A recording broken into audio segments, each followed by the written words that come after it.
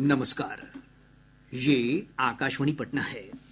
अब आप खालिद रशीद से प्रादेशिक समाचार सुनिए। पहले मुख्य समाचार।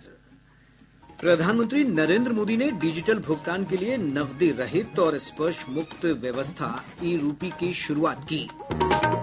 जनता दल यूनाइटेड के वरिष्ठ नेता और मुख्यमंत्री नीतीश कुमार ने जाति आधारित जनगणना कराए जाने की मांग की। पार्टी के सांसदों ने केंद्रीय गृह मंत्री अमित शाह को सौंपा ज्ञापन। झारखंड में हो रही लगातार बारिश के कारण नालंदा, अरवल और जहानाबाद समेत दक्षिण बिहार की अधिकांश नदियों में उफान के कारण तटवर्ती इलाकों में बाढ़ का पानी फैला।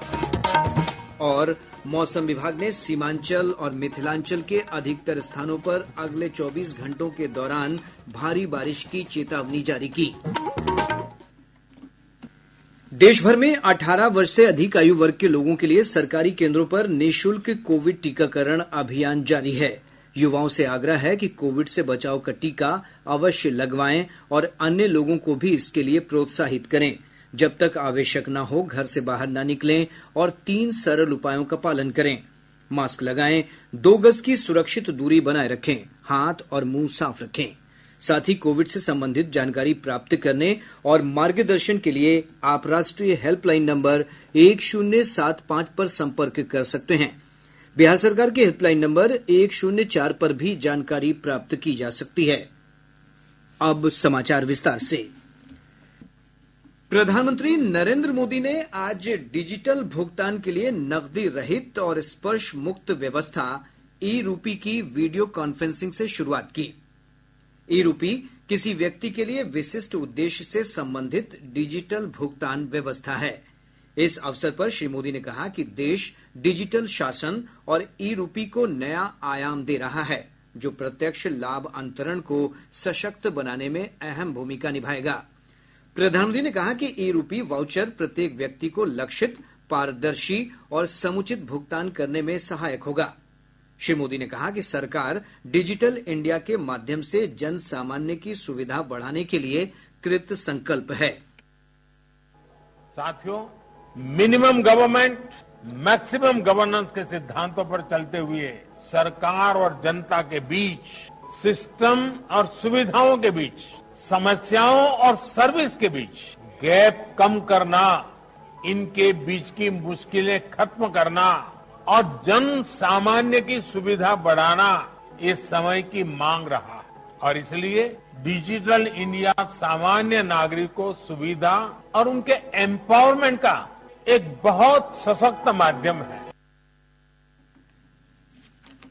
क्या है ई-रूपी, कैसे ये कुशल प्रशासन को संभव बनाएगा, बता रही हैं हमारी संवाददाता।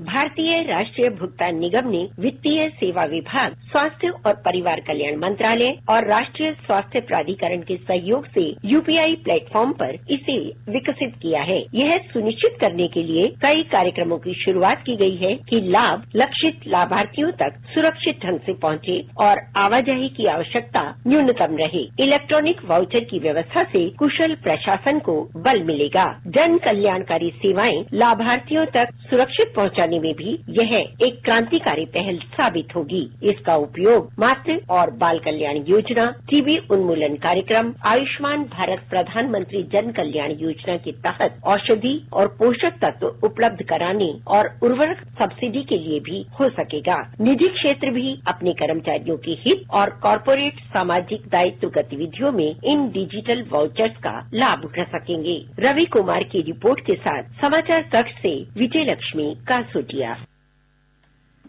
जनता दल यूनाइटेड ने जाति आधारित जनगणना कराए जाने की मांग की है। मुख्यमंत्री नीतीश कुमार ने कहा है कि जातीय जनगणना से समाज में किसी तरह का तनाव नहीं होगा, बल्कि आपसी सामंजस्य बढ़ेगा। श्री कुमार ने पटना में पत्रकारों से बातचीत करते हुए कहा कि केंद्र से इसके लिए आग्रह किया जाएगा। उन्होंने कहा कि राज्य सरकार द्वारा अपने स्तर पर जातीय जनगणना कराने का विकल्प भी हमेशा खुला है। इधर पार्टी के राष्ट्रीय अध्यक्ष राजीव रंजन सिंह उर्फ ललन सिंह के नेतृत्व में 11 सांसदों ने गृहमंत्री अमित शाह से मुलाकात कर एक ज्ञापन सौंपा है।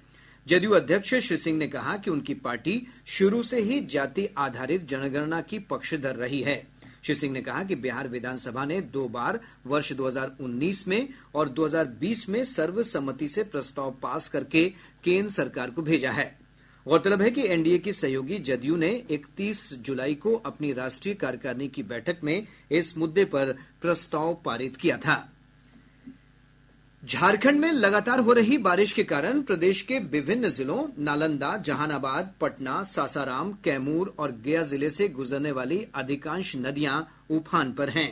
हमारे संवाददाताओं ने बताया है कि कई निचले इलाके जलमग्न हो गए हैं।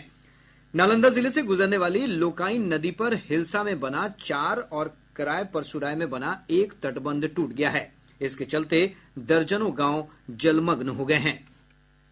नालंदा जिले की लोकाइन, पंचाने, जिराइन, गोइठवा, सकरी, सोईबा, पैमार, मुहाने, धोबा व भूथी नदियां उफान पर हैं, जिससे जिले के कराय पसुराय, हिलसा और एकंगर सराय प्रखंडों में नदी का पानी घुस गया है। कराय पसुराय के बेरमा गांव के पास, हिलसा के गोसाईपुर, जुआरा, धूरी बीघा और भूषण बीघा में तटबंध टूट गया है। इससे कराय पसुराय प्रखंड के बेरथू, अब्बूपुर, बाजितपुर, असिया पर, मेढ़वा, झरहा पर, जलालपुर, छितर बीघा, बेरमा, रघु बीघा गांव में नदी का पानी घुसने लगा है। हिलसा के जमुआरा, मिर्जापुर, चिकसौरा, बाजितपुर, मराची, बेलदारी बीघा, डल्लू बीघा, महेशपुर बीघा, रेड़ी, रसलपुर, बड़ही बीघा, डोबन बीघा आदि गांवों में पानी घुसने की सूचना है। जिला पदाधिकारी योगेंद्र सिंह ने बताया कि प्रशासन की टीम लगातार नदियों के तटबंध पर नजर रखे हुए है। आकाशवाणी समाचार के लिए नालंदा से निरंजन कुमार। जहानाबाद जिले में फल्गु, दरधा, मोरहर, बलदैया और यमुना नदी में उफान से कई इलाके बाढ़ की चपेट में आ गए हैं। जहानाबाद से ब्याज शरीफ का सड़क संपर्क टूट गया है। इधर अरवल में सोन नदी के जलस्तर में वृद्धि से तटवर्ती इलाकों में बाढ़ का खतरा बढ़ गया है। सकुराबाद से कुर्था जाने वाली सड़क पर पानी का तेज बहाव हो रहा है। इधर निचले इलाकों से लोग ऊंचे स्थानों पर जा रहे हैं। अरवल जिले में सोन नदी का जलस्तर बढ़ने के कारण जिले के तटवर्ती गांवों में बाढ़ की संभावना उत्पन्न हो गई है। जिले के कलेर, मेहंदिया और अरवल थाना क्षेत्र के दर्जनों सोन नदी के तटवर्ती गांव के लोग बाढ़ आने की संभावना के कारण रात में जगवारी कर रहे हैं। जिला प्रशासन द्वारा भी लोगों को सतर्क रहने और ऊंचे स्थानों पर जाने का निर्देश दिया गया है। आज अनुमंडल पदाधिकारी दुर्गेश कुमार और आपदा प्रबंधन पदाधिकारी ब्रजेश पांडे ने सोन नदी के तटवर्ती गांवों का दौरा कर लोगों को ऊंचे स्थानों पर जाने और सतर्क रहने का निर्देश दिया। जिला प्रशासन द्वारा भी माइक के माध्यम से तटवर्ती गांवों को सतर्क रहने और ऊंचे स्थानों पर जाने का निर्देश दिया जा रहा है। आकाशवाणी समाचार के लिए अरवल से चंद्रभूषण कुमार। इधर औरंगाबाद जिले में धावा और मदार नदी उफान पर है, जिसके कारण कई पंचायतों की बड़ी आबादी से बाढ़ की आशंका से ग्रसित है। जिला प्रशासन लोगों को सतर्क कर रहा है। जिले के बारून, ओबरा, दाऊदनगर प्रखंडों से होकर गुजरने वाली सोन नदी में पिछले 3 दिनों से जलस्तर में तेजी से वृद्धि हुई है, जिससे सोन के तटवर्ती इलाके में खेती करने वाले तथा वहां रह रहे लोग सुरक्षित स्थान पर चले गए हैं। बारून प्रखंड के सिरिस, फतेहपुर, घोरहा, भुआपुर, रड़ुआ, पौथू आदि गांवों की सड़क पर नदी के बाढ़ का पानी आ जाने से आवागमन प्रभावित हुआ है। इससे इन इलाकों में सामान्य जनजीवन पर असर पड़ा है। आपदा प्रबंधन प्राधिकरण के अधिकारी मणिकांत ने बताया कि जिले में भारी वर्षा से कुछ मकानों के ध्वस्त होने की सूचना मिलने पर उन्हें सहायता पहुंचाई गई है। स्थिति पर जिला प्रशासन के अधिकारी नजर रखे हुए हैं। आकाशवाणी समाचार के लिए औरंगाबाद से कमल किशोर। दूसरी ओर पटना के 4 प्रखंड धनरुआ, फतुहा, दनियावा और मसौढ़ी बाढ़ से प्रभावित हुए हैं। इन प्रखंडों के कई गांवों में दरधा, कररुआ, लोकाइन और महात्माइन नदियों का पानी प्रवेश कर गया है। हजारों एकड़ जमीन में लगी फसल क्षतिग्रस्त हो गई है। गया जिले में 16 दाम पईन का तटबंध कई स्थानों पर क्षतिग्रस्त हो गया है। सोन नदी का जलस्तर भी तेजी से बढ़ रहा है, जिस कारण तटबंध के समीपवर्ती गांवों में रहने वाले लोग आशंकित हैं।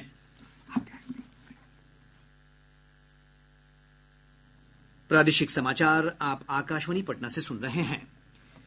केंद्रीय जल आयोग से प्राप्त जानकारी के अनुसार गंगा नदी का जलस्तर बक्सर, मुंगेर, भागलपुर, पटना के दीघा घाट, गांधी घाट, हाथीदह समेत विभिन्न स्थानों पर बढ़ रहा है।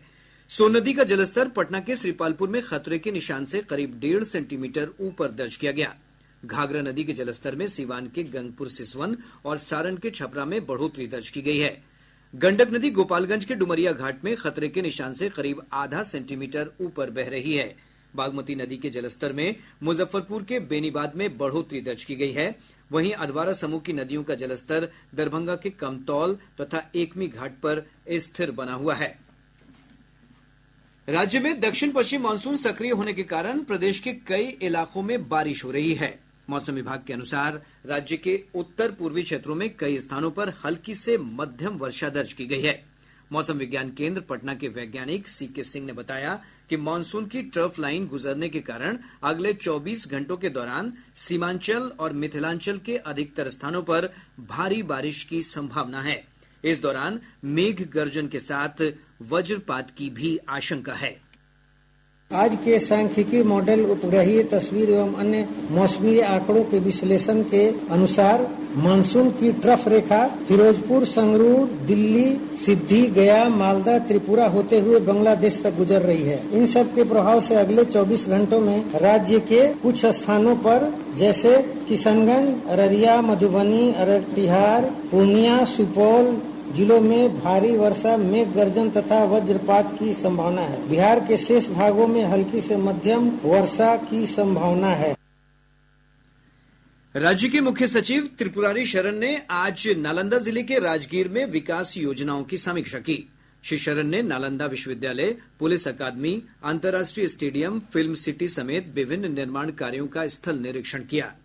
वहीं जिले के नूरसराय प्रखंड की 5 पंचायतों के 44 वार्डों में हर घर नल जल योजना की गड़बड़ी का मामला सामने आया है।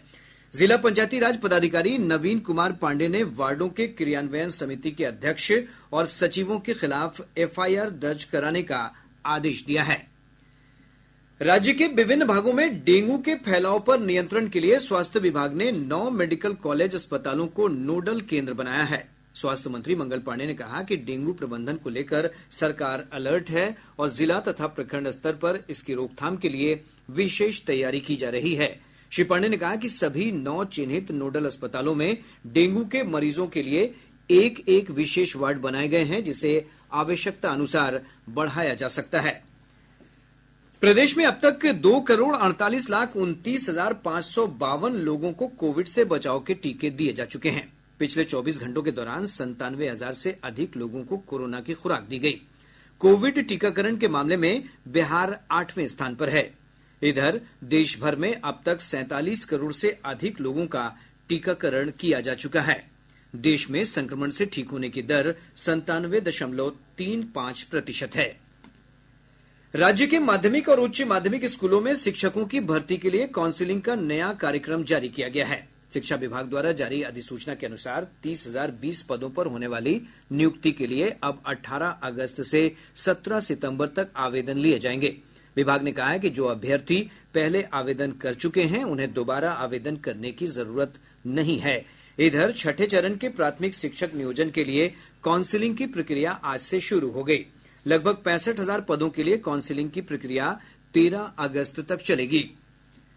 राज्य सरकार ने औरंगाबाद, गया, कटिहार, अररिया और सीतामढ़ी समेत 13 आकांक्षी जिलों में किसानों के समूह के लिए ट्रैक्टर खरीद पर अनुदान देने की व्यवस्था एक बार फिर शुरू की है। कृषि विभाग के अनुसार अनुदान की राशि 80% या अधिकतम 8 लाख रुपए होगी।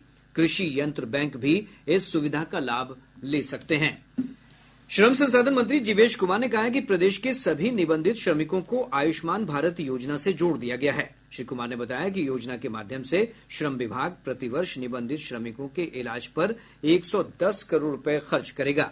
निबंधित श्रमिक किसी भी अस्पताल में 5 लाख रुपए तक की चिकित्सा सुविधा का लाभ उठा सकेंगे। नालंदा जिले के बिहारशरीफ थाना क्षेत्र के इमादपुर मोहल्ले में मोटरसाइकिल सवार अपराधियों ने एक फल व्यवसायी से 5 लाख रुपए लूट लिए। पुलिस ने बताया कि मामला दर्ज कर लिया गया है और अपराधियों की गिरफ्तारी के लिए छापेमारी की जा रही है। और अब अंत में मुख्य समाचार एक बार फिर। प्रधानमंत्री नरेंद्र मोदी ने डिजिटल भुगतान के लिए नकदी रहित और स्पर्श मुक्त व्यवस्था ई-रूपी की शुरुआत की। जनता दल यूनाइटेड के वरिष्ठ नेता और मुख्यमंत्री नीतीश कुमार ने जाति आधारित जनगणना कराए जाने की मांग की। पार्टी के सांसदों ने केंद्रीय गृह मंत्री अमित शाह को सौंपा ज्ञापन। झारखंड में हो रही लगातार बारिश के कारण नालंदा, अरवल और जहानाबाद समेत दक्षिण बिहार की अधिकांश नदियों में उफान के कारण तटवर्ती इलाकों में बाढ़ का पानी फैला। और मौसम विभाग ने सीमांचल और मिथिलांचल के अधिकतर स्थानों पर अगले 24 घंटों के दौरान भारी बारिश की चेतावनी जारी की।